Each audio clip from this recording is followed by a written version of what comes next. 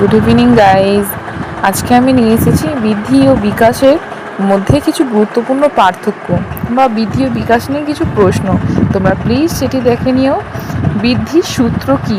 আচ্ছা, বৃদ্ধির সূত্রের মধ্যে দেখো 4টি অপশন দেওয়া রয়েছে।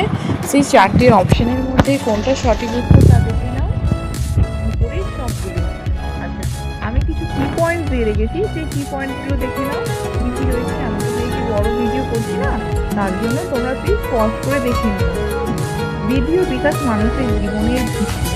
হ্যাঁ, অফকোর্স আমাদের বৃদ্ধি ও বিকাশ আমাদের জীবনের ভিত্তি হিসেবেই রয়েছে। আচ্ছা, থার্ড কোশ্চেনে দেখো, শিশুর বৃদ্ধিতে পরিপক্কতা কি?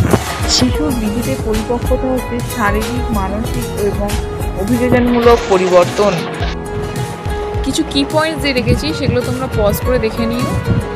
4th নাম্বার কোশ্চেন কি রয়েছে, শিশুর সামগ্রিক বিকাশ প্রক্রিয়া হলো।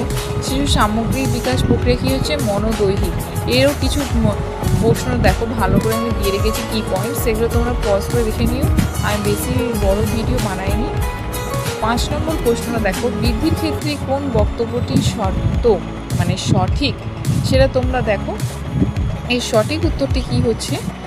সংখ্যা বা আকারে বৃদ্ধি পাওয়া বা বৃদ্ধি করা। এর কি পয়েন্ট দেখো, বৃদ্ধির ক্ষেত্রে বৃদ্ধি পাওয়া বা বৃদ্ধি করা, অর্থাৎ সংখ্যা বা আকারে বৃদ্ধি পাওয়া।